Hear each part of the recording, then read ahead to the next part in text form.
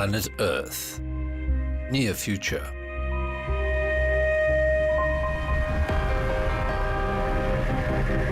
Near-Earth orbit is littered.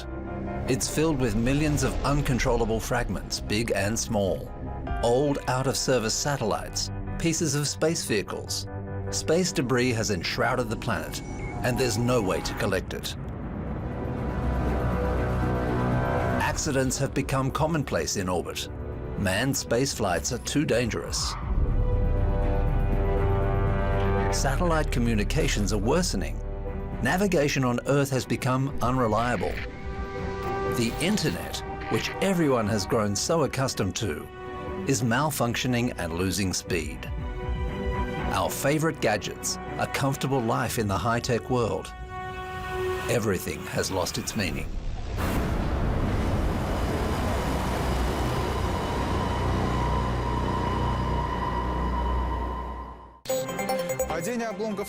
Вечером пятницы Андрей Криворученко занимался обычными для сельчанина делами, но в привычный распорядок вмешались выше. Я дров набрал и только повернулся от поленницы-то. Удар такой хлесткий, вот как бичом таким. Andrei Krivoruchenko's house is on Cosmonaut Street. On a December night, the roof was pierced by a fragment from a Meridian military and civilian telecommunications satellite, launched from the Russian Cosmodrome in Plesetsk, more than 3,000 kilometers away. Я окошко слуховое открываю, дверку, фонариком туда не полез, фонариком раз, там шар такой лежит. Думаю, ничего себе. Novosibirsk region locals found 10 fragments of a satellite weighing between 0.5 and 2 kilograms. They had time to take a couple of pictures of them. Soon the debris was taken away by EMACOM personnel. That was the end of that emergency. The Meridian didn't reach its final orbit and fell, becoming mere junk. Had it failed a few minutes later, already in orbit, the satellite would have turned into space debris that could have caused formidable damage, from millions of dollars in property losses to the loss of life, from an international crisis to the outbreak of war.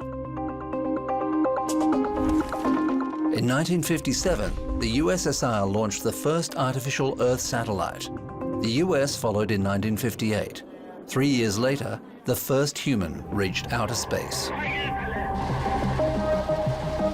The beginning of the space era coincided with the Great Acceleration. That's how scientists refer to major changes in the world. The global population, economy, number of vehicles, the use of fertilizers have all been growing since then, as well as the concentration of carbon dioxide in the atmosphere, the number of floods, and number of endangered animal species. The middle of the 20th century has thus been considered the beginning of the Anthropocene, a new geological epoch in the history of Earth.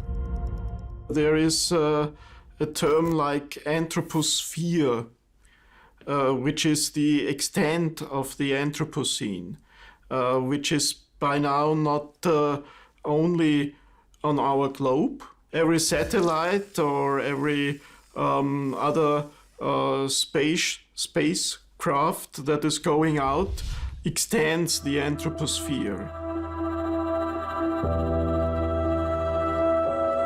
At the Crimean Astrophysical Observatory, the frontiers of the anthroposphere are being monitored, specifically the space debris flying in the most distant of Earth orbits. In 20 years, local researchers have detected more than 1,000 junk items. A typical find by Vasily Rumyantsev is so far away that it seems impossible to take a good look at, let alone describe. Это объект порядка 10 сантиметров на расстоянии 36 тысяч километров от Земли. Темного серого цвета. Зафиксировано отделение орбитального блока от третьей ступени ракеты-носителя. In 2017, Russian launch vehicle Proton-M sent a Chinese communications satellite, AsiaSat-9, into orbit. At first, the satellite was working as planned, but the next night, astronomers found 13 different objects next to a part of the rocket, a booster, at the height of 20,000 kilometers. On Vasily Rumyantsev's photographs, you can see the booster itself, along with 6 smaller dots, fragments. That's how a satellite launch can lead to new space junk. Большая часть мусора, она еще не обнаружена. И просто темпы обнаружения показывают, что его там много. Ну, его больше в разы. Если считать еще и фрагменты размером в несколько миллиметров, то таких объектов может быть и миллион. When humans flew to space for the first time, there were already dozens of satellites launched by the USSR and the US orbiting the Earth. America was creating its first satellite navigation system, a precursor to the modern-day GPS. On June 29, 1961, a stage of the rocket that took the Transit 4A satellite into orbit exploded. 296 fragments from the explosion were the first space junk in history. But no one has been taking it seriously. Столкновение с частицей сантиметрового радиуса, движущейся там, относительной скоростью столкновения 10 километров в секунду, но это энергетически эквивалентно, что на вас налетает автомобиль массой 1 тонна со скоростью 100 километров в час. The year is 1968. The USSR is holding the first tests of an anti-satellite weapon. The Soviet spacecraft Cosmos 249 has been destroyed. 110 fragments remain in orbit. A total of 2,000 uncontrolled objects of varying sizes are already registered there. Back then, space debris seemed to be a fringe concern. Scientists were laughed at. Neither people nor satellites were really in danger because of the small fragments in orbit. After all, there were only a few of them, and they'd burn up when they re-entered Earth's atmosphere.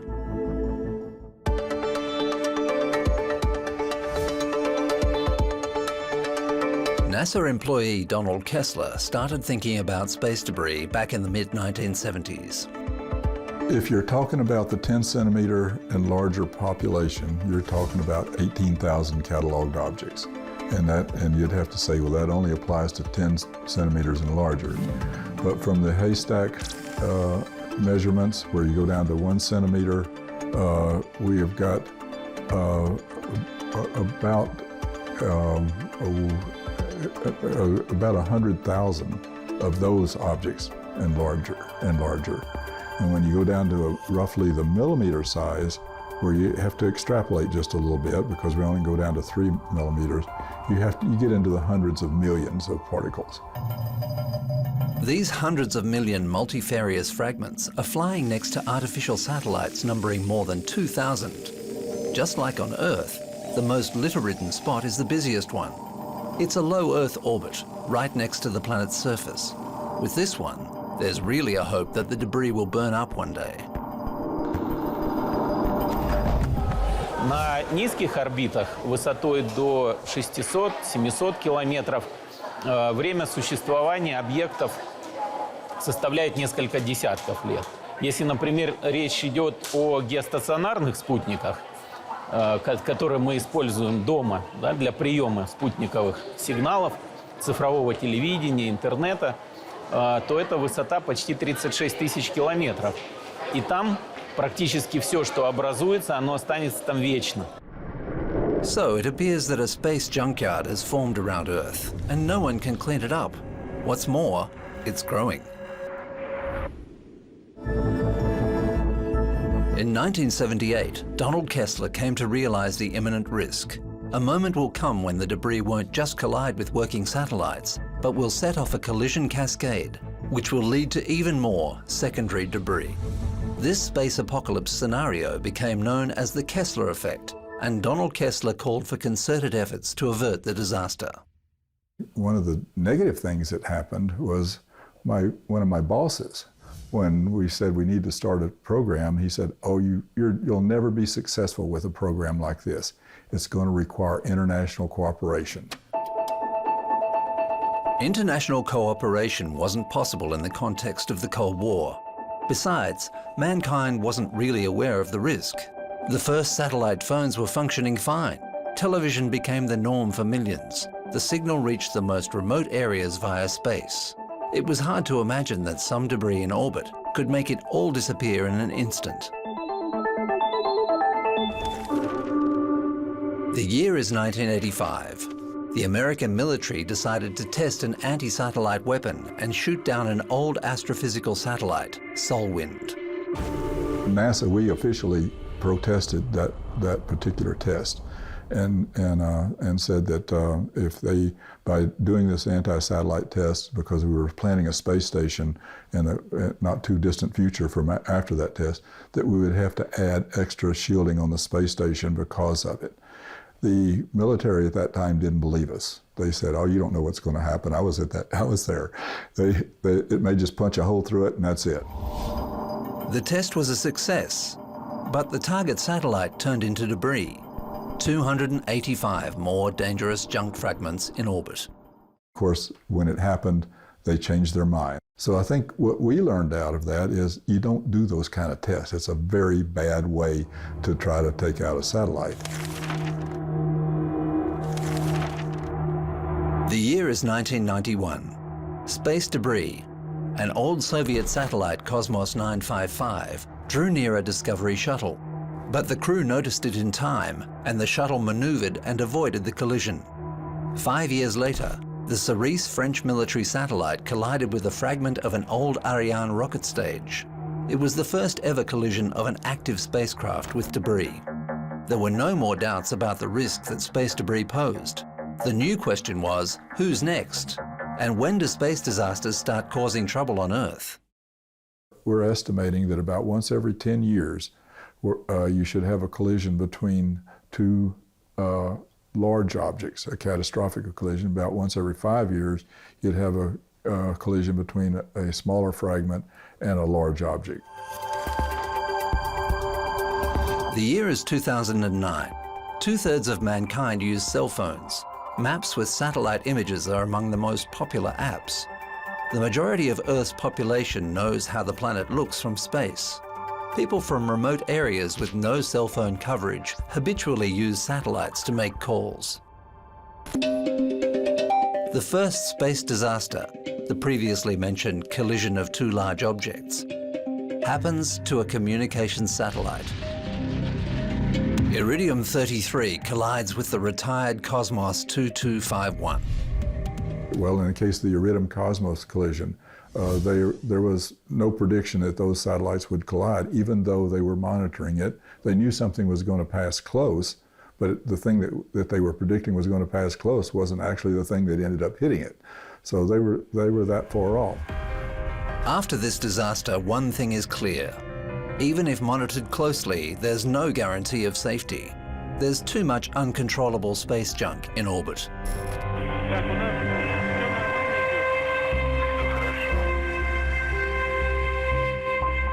The year is 2011. Experts are particularly rigorous in calculating the orbit of the ISS and the threat posed by debris. On board the station are Anton Shkaplerov, Anatoly Ivanishin, and Daniel Burbank. Это было воскресенье, где-то 4-5 часов утра. Мой коллега, американский астронавт Дэнни Бёрбанк, влетел ко мне в каюту и буквально сказал, что «Антон, бери все, что можешь в руки, и эвакуируемся срочно в наш Союз». The Mission Control Center noticed a fragment of an old Soviet weather satellite that could collide with the ISS within a few minutes. An unexpected encounter could have resulted in a disaster. Мы влетели сюда в корабль, и я буквально прикрыл вот этот люк, не стал его закрывать, а ждал момента. Если вдруг бы удар пришелся бы на станцию, то я бы дозакрыл люк, догерметизировал бы корабль, и дальше мы бы отстыковались и вернулись на Землю. Если, не дай бог, ударил бы в корабль, то шанс был, что я бы открыл люк, мы бы покинули бы корабль, закрыли бы его и остались бы на станции ждать уже помощи Земли. Luckily, the first ever collision of a large fragment of space debris with the ISS didn't happen on that day. But the risk of it has been increasing. The year is 2018. Shkaplerov is again on board the ISS. He's tweeting, "Today we had an emergency descent drill inside the Soyuz ship in case of an accident on the ISS. For example, if there's no way to evade a collision with space debris." Первый мой полет был в 2011 году, и тогда уклонение от осколков это было какой-то нонсенс. Я, может быть, за весь полет, за полгода пару раз мы так делали. Сейчас это практически делается каждый месяц. The The largest pieces of orbital debris are rocket bodies and old satellites weighing several tons. These are objects ISS pilots are taught to evade. But microdebris could be even more dangerous because it's impossible to detect. Здесь как бы никаких вариантов пока не просматривается технически реализуемых, потому что это объекты очень маленькие, их много, отслеживать их все на данный момент чрезвычайно сложно. И в обозримом будущем, по крайней мере, лет 5, наверное, с этой проблемой мы будем просто жить. In this picture taken on the ISS, you can see a mark made by a 1 millimeter piece of space debris that hit a window. Residents of the station have regularly been registering such craters and measured their depth. A micro impact that goes unnoticed can be dangerous. Столкновение есть. Мы это видим. Мы видим это на иллюминаторах. Фотографируем в 2D специальными фотоаппаратами, специальным оборудованием. Иллюминатор, он не однослойный, несколько слоев, конечно, имеется. Most of the ISS's surface is shielded with multi-layered armor to be able to take on these indiscernible killers, microparticles of space debris. When you look at any spacecraft surface that has been recovered from space, and that's happened quite a few times, there are a very number of cases like that, they're always covered with craters. And we've used scanning electron microscopes to determine whether it's meteoroid or debris, and the scanning electron microscope comes up with these are man-made particles. The first thing that we looked at turned out to be a paint flake. It was because of the chemical composition of it. The number of spacefaring nations is growing. Newcomers repeat the pioneers' mistakes. 2007, China tests an anti-satellite weapon. 2019, India conducts a similar experiment. The Earth orbit of today has become an arena of military ambition that's becoming more and more littered. The military has long contended that if war ever broke out, space would be a prime target for that war, because the military depends on monitoring things that are going on from the ground. Their communication systems depend on satellite communication. And so that then, of course, then spurred some anti-satellite testing just to determine what would be the best way to get the upper hand in case there really was a war that broke out. All the space debris fragments that were noticed in orbit are registered in catalogues that are kept by the military. But debris has started to pose a threat to the infrastructure around the planet, both military and civilian. Keeping debris catalogues away from prying eyes is too dangerous these days. Элемент космического мусора, ударив в какой-то спутник одной державы, может спровоцировать конфликт, например, между ядерными державами. И тогда уже никому из населения Земли мало не покажется. The number of spacefaring nations is increasing, and the risk of international conflicts because of space debris is growing. Satellites have been flying around the planet for 60 years, but there are still no traffic rules regulating responsibilities in the case of a collision with space junk. Например, мы договорились с Соединенными Штатами условно, что они проводят удаление нашей российской ступени. Подписали контракт, но не оговорили там вопросы ответственности, да? И во время операции что-то происходит плохое, разрушается эта ступень. Кто будет виноват?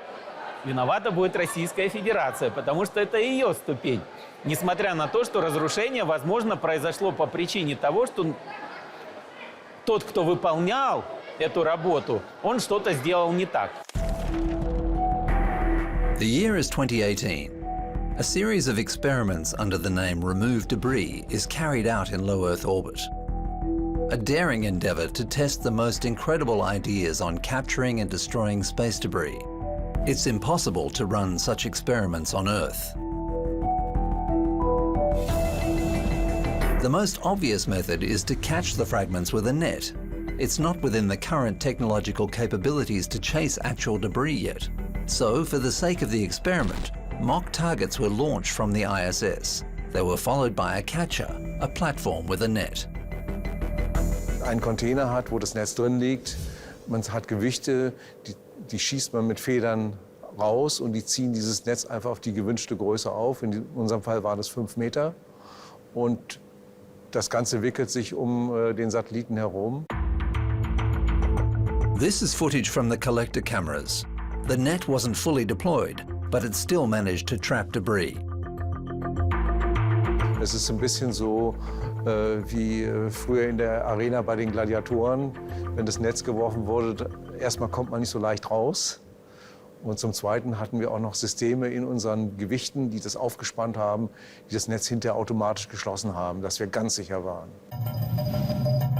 The entire operation took no more than 5 seconds. Such a net can catch medium-sized fragments of debris, up to 2 meters, and weighing up to 2 tons, and only from a distance of several meters. So it also needs to catch up with the actual space debris and approach it safely. The most unexpected method tested under the Remove Debris project is capturing debris with a harpoon. But this raises a lot of questions. Und das ist auch sicherlich eine gute Lösung, wenn sich der Satellit nicht dreht und wenn man eine gute Stelle hat, wo man hinschießen kann. Man möchte natürlich vermeiden, dass man gerade in einen Tank reinschießt, der noch unter Druck steht. Dann erzeugt man mehr Müll, als man vermeiden kann. A harpoon, a net, as well as laser beams and even a space sail are all experiments successfully carried out under the Remove Debris project. But none of the aforementioned methods is ready to be used right now. The display shows the trajectory of one of Earth's artificial satellites. It was launched by an Italian company that wants to supply debris mitigation modules for all European satellites. After a satellite ends its mission, the module will remove it from orbit in a matter of hours so that it can burn up in the atmosphere instead of becoming space junk. Siamo compliant con le regolamentazioni, ma volevamo fare qualcosa in più. Volevamo avere una rimozione diretta, quindi in poche ore. But the objective wasn't met.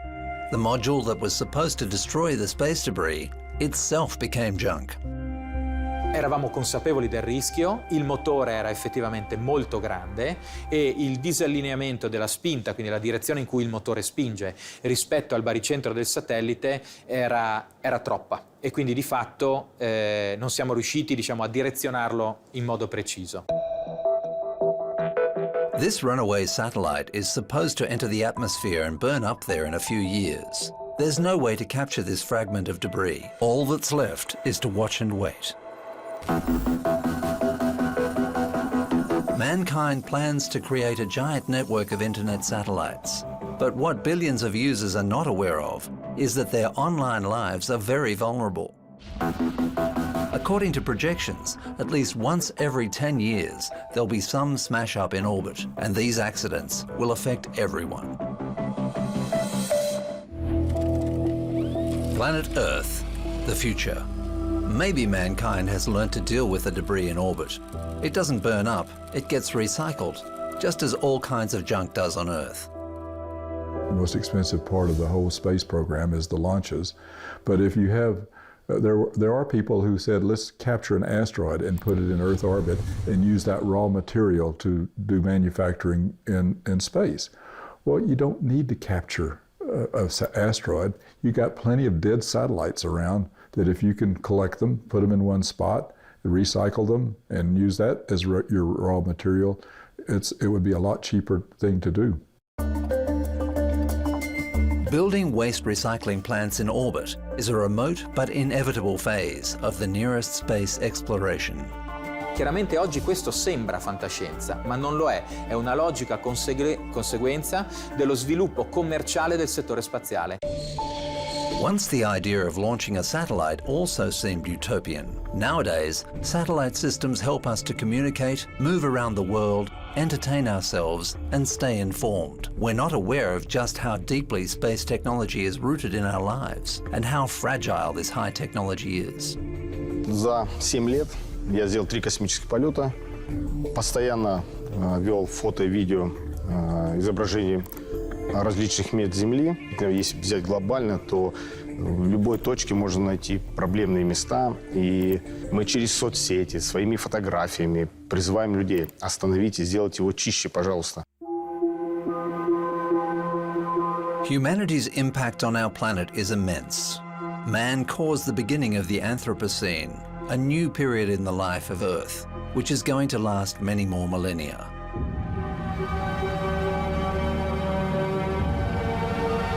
The Earth is changing because of us, and we must change too for its sake.